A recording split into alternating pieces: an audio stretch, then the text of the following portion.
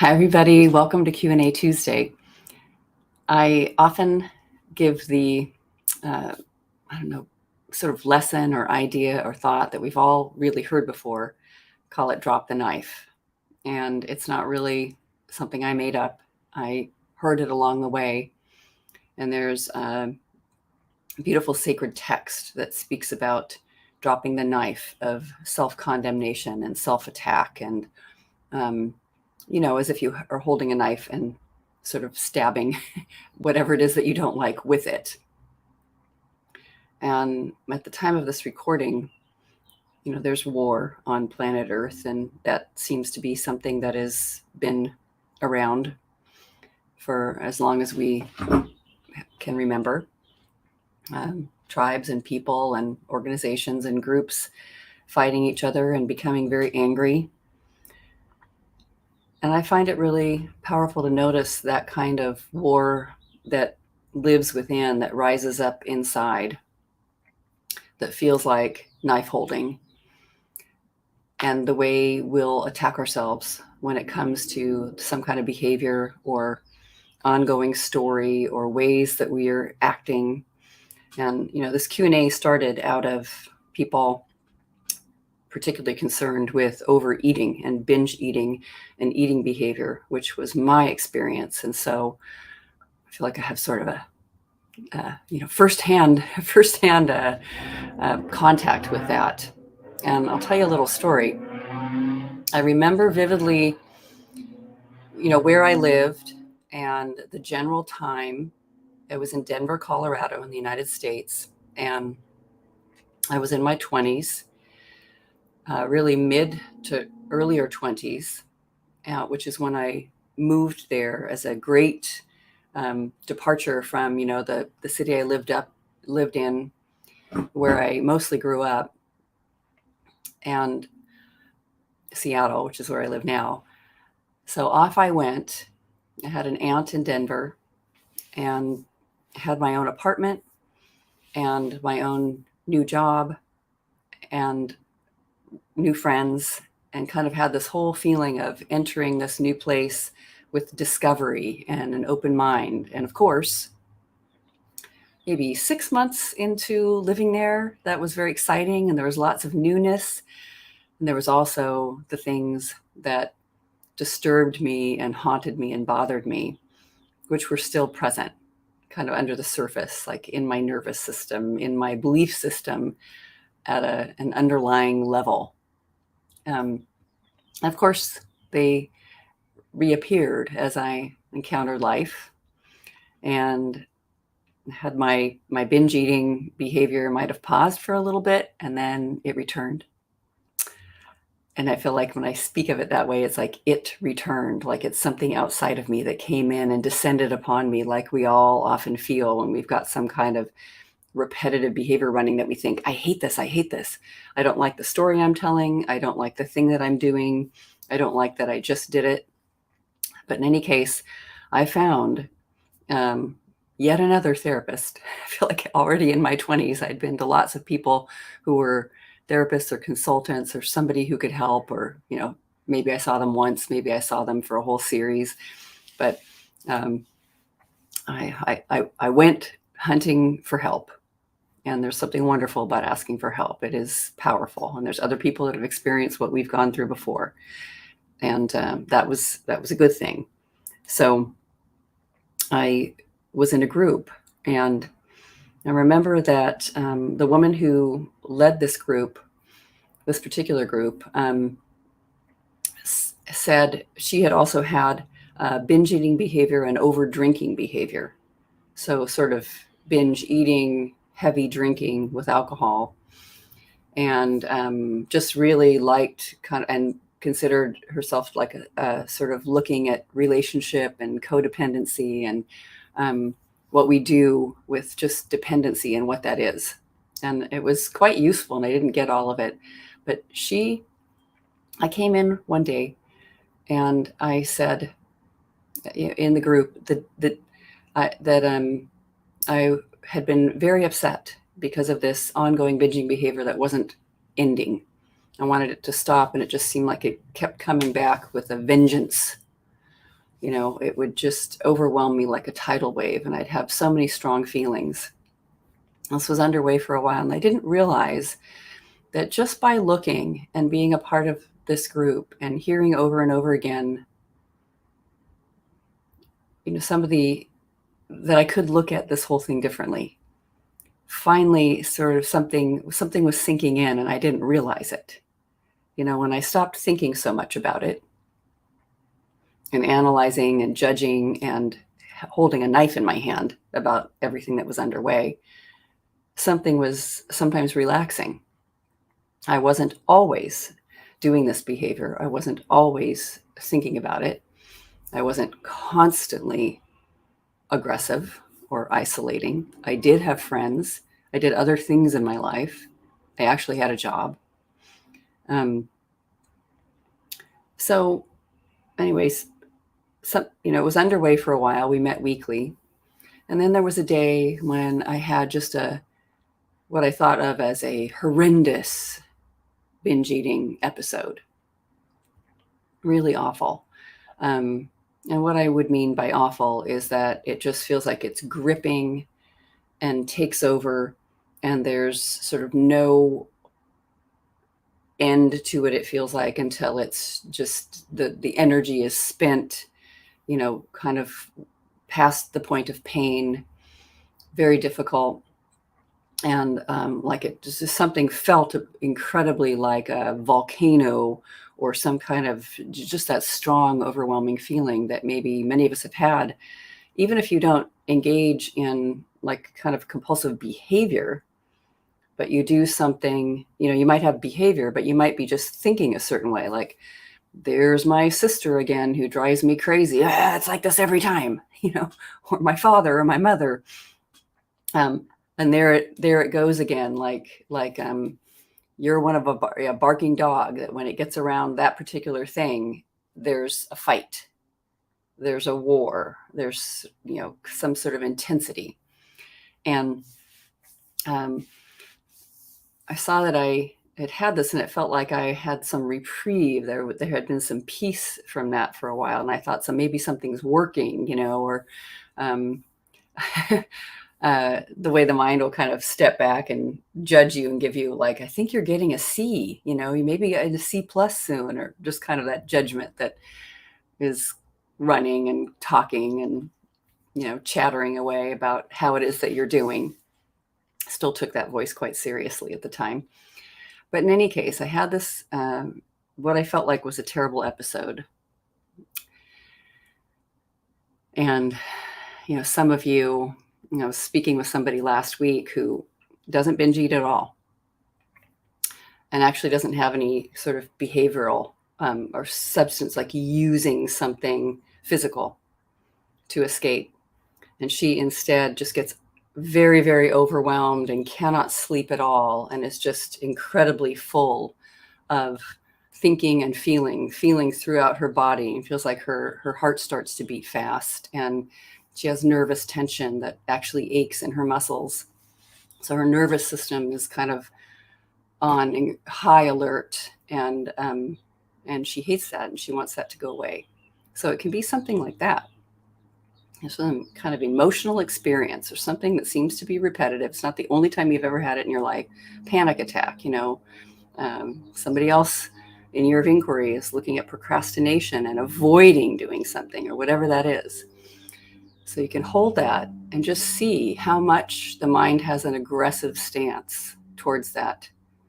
I'm going to hunt for help around that, and they're going to make me kill this thing. They're going to make me get rid of it and dissolve it and make it go away.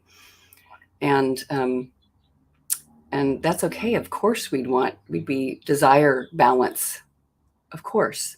But there was this one day after that, what felt like a horrible episode of activity, reactivity. And in the morning when I woke up, even though I felt physically bad, it occurred to me almost, really quite quickly as I remember it.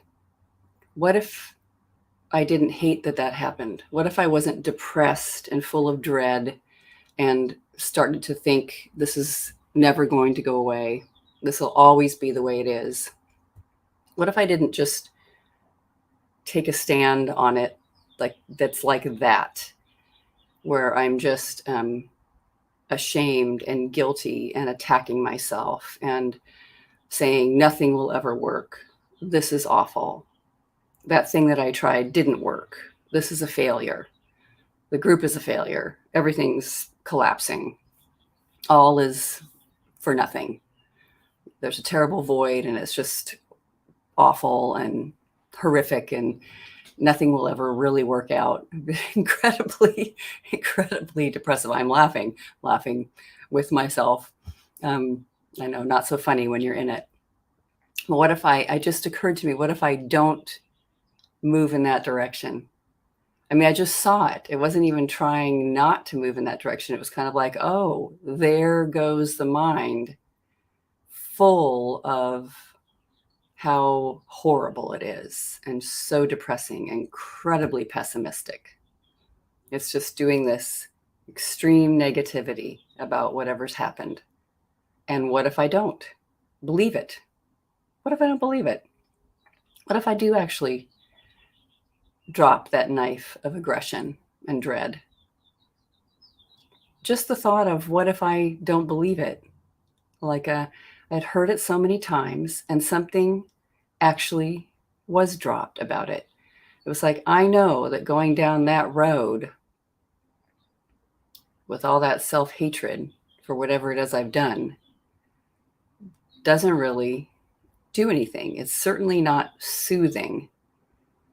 I mean, it sometimes serves this purpose of us feeling like we've been punished enough and now we can find some, reconciliation within ourselves. And maybe something in the mind says it pushes us to keep getting help or doing whatever it is we need to do there.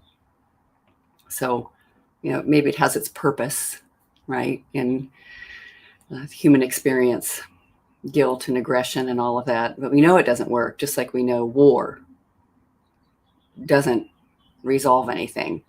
It makes something big happen, and there's a lot of sorrow and the depth of sadness and loss is profound. And rebuilding begins. And we don't even have to know if rebuilding begins. It's just seeing, what if I just start from this present moment here? All I know is I remember having that in the morning and then recognizing, wow, it's only been, one day, one night since this binge has happened. And I could right now not be filled with guilt and self-hatred for another week, or however long. I could let that go. Like, maybe there's something to learn. I think it occurred to me, maybe there's something to learn from whatever just happened. What was going on for me? And just a willingness to I wonder what was going on for me. And I saw that I could also bring that to the group. Like, this thing happened and people in the group, and including the therapist, could ask questions about what was going on with my day. And I could take the time to kind of slow down and settle down and trust the process, trust what was, allow myself to see better how I responded to life, how I saw things, like I perceived things, and then they turned into behavior. So there's this interesting idea that's out there. Byron Katie, I've heard speak to it, and I looked at there was a research study once done in education on how children learn, and it was in Canada, and they were just studying long-term, looking at lots of kids and seeing they would have a thought, a perception of something, like whatever they saw, they'd see something, then might have a feeling about that almost simultaneously. It was very fast. and then act a certain way. So you have sort of your perception, your thought, and then feel based on what you're perceiving, and then act. And that's all incredibly fast. Boom, boom, boom, boom. And then you've got what you have. You've got these results, and they're based on think, feel, act. And you've got these results, whatever's showing up. And you can reverse it and look at it backwards. The thing that's tricky about that is how much is unconscious. We don't know what the thought is. We just know we've got the feeling. The feeling is the big thing. The feeling is the sensor. The feeling is the alarm that's going off, or, the sensations in the body. But that's good news, because they're showing us that something is underway. We can't deny. Something's happening. And I wonder what the beliefs are. I wonder what my nervous system is, perceiving, even if it's not super conscious. It might be very, very old. In fact, I think my experience, they were old. They were kind of old. What I mean by old is they started, quite a long time before that. Just perceiving lack of safety, or perceiving that something's coming at me, or perceiving that I'm not going to be okay, or neglected or abandoned, and just an assumption that's the way it is. And now from this point forward, we have to prevent that from happening. But if it smells like that, abandonment, attack, invasion, if it has anything that looks like that at all, we've got a high alert, like the red flashing lights are going off, and we're going to act like there's an enemy approaching. And I guess it just suddenly, I thought, I don't have to at least contribute with my own thinking to that there's an enemy here, that behavior was an enemy. Maybe that behavior was trying to help out. Why not? And I started seeing, it's coming along as a friend. It's medicine.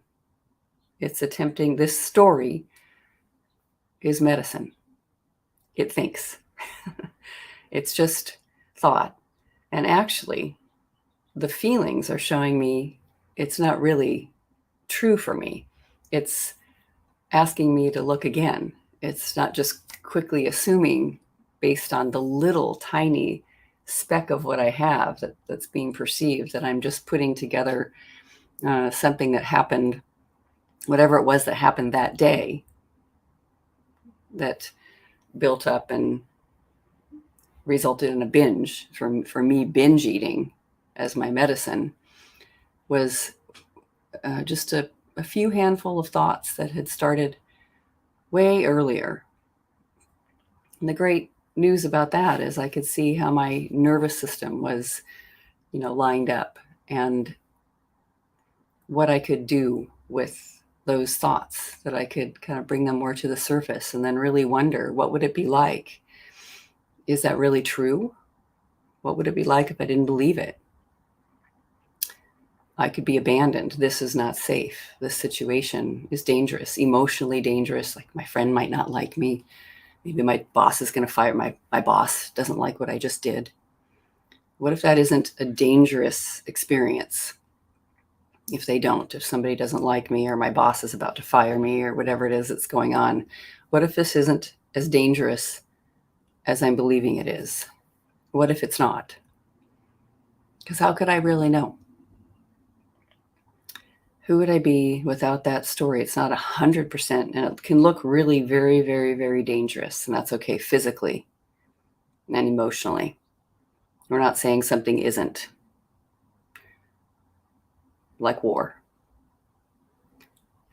And what if something is here that is quite resilient, and that survives and persists, and is interested in loving connection? So just, the practice today of seeing however it is that your mind is running, whatever it's believing, and that it if it looks confusing, because it sure did for me, it's like, what is this binge eating that's going on? My God, it's just insane. I'm not even hungry. I already know I'm not hungry, but it's because there's a lot of underlying beliefs, and maybe not as many, not so a lot. Like, we don't have to think, oh, it's going to take so much work to inquire into everything. Maybe it's just a few basic bottom line beliefs that kind of got, cinched in, like sort of locked in based on past experience. And I could question those closely. And something in me must have questioned hearing other people's stories and sitting in a supportive environment where people were questioning their thoughts, being willing to share honestly what they were seeing, what they were thinking and believing, and wondering about it. And people asking other questions, kind, open, compassionate questions. That's what was happening in that group. And so then when I had an episode, it was the beginning of the end of those episodes, because something about it was seeing, nothing,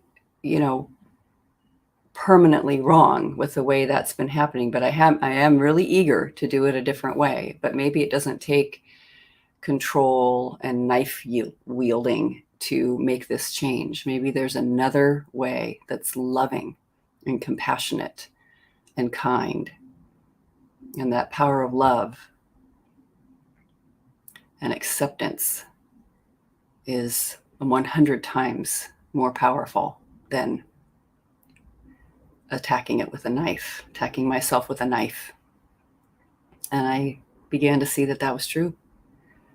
That's what's incredible. 100 times more powerful. Willing to just let go of all that thinking, of being so positive that whatever's happening is not safe for me. Who would I be without that story? Who would I be without that story? And yes, the mind might come in and say, you're crazy not to have that story. It really is not safe. And that's okay. You don't have to question anything that looks crazy. If I jump off this roof, I'm not crazy. I know that the law of gravity will bring me down to the ground. So I'm not going to do that, because I like being alive and I don't want to get hurt physically in that way. And I can see other possibilities for what's going on in that moment that are not unsafe. There is a safety element that's happening. It's just common sense that I wouldn't jump off the roof. But just common sense on how to work with something. And I don't even have to know exactly what to do about my emotions or my thoughts. How wonderful to just have the opportunity to not believe everything I'm thinking, everything that's running through my head, especially when the feelings are strong and intense. Guilt, shame, rage, fear, sadness. Those can all be questioned, and something will just naturally want to come back to a center. Naturally, with all of those. You can't stay. Have you ever tried to stay as frightened as possible for 5 minutes? You can't. It's got a life of its own, and it will burst forward, and then it will settle down. It just comes like a geyser, and then it begins to settle down. If you've ever had an adrenaline rush, I'm sure you have. It's very human. It just bursts out, and then it starts to settle down. And the heart begins to slow, and everything slows down. You can't keep it up at 10 out of 10 anyway, even if you tried. So that's nice to know. That happens without us even needing to think or understand what the underlying beliefs are. But wonderful to really question those beliefs and to begin to wonder what it's like to respond to life without them. Just imagining, what would it be like to not have that story? And that's what it was like for me that morning, to let go of all the pain of, I binge ate and I failed yesterday. That was just horrible, horrible. It was more like I got to start looking closely with caring attention at what it is that was happening for me that day before, and what I was perceiving that was dangerous and uncomfortable. And how exciting. That was very exciting. So it even became a good thing that I had such a bad, quote unquote, binge, because I could see way more about what it was that I was thinking and believing that caused this off balance behavior with food. So it's possible for everybody to see those things that are just get sort of infused into our nervous system and stay there. It's not possible for all of us to unhook from those, because that's something naturally desired. We're so interested in what it's like without believing that that's true. It's kind of nice to know that's a built-in perfect element of being human, to actually not want to believe everything we think. So we don't even have to go find that. Just we kind of automatically do it, and then we just can grow out of it, just like a child can grow out of thinking there's a monster in your closet. So that's really nice to know too. All right. Lots of love, everybody. So actually, let me just leave it with this. Just sit down and write. So it can be so sweet and slow to practice with a journal. And you could just make a list of what it is that you're afraid of. Just to look at that fear in life, separate from whatever behavior. Just look at the stories that you tell, that your mind tells, your thinking gets into, kind of dives into, and overwhelms, just feels very, very overwhelming. And you could just make a list of them and then kind of hold them. I look with a piece of paper and look, what if I didn't believe these were true? They're certainly not true 100% of the time. And you can begin to do the work on those and just looking at, these situations are not safe. Is that true? It can be very, very exciting to just wonder, what if they are? What if it's not as unsafe as I've been thinking? What if there's another way to look at them? Because there always is. And can I turn them around? So let me know how that goes. All right. Lots of love.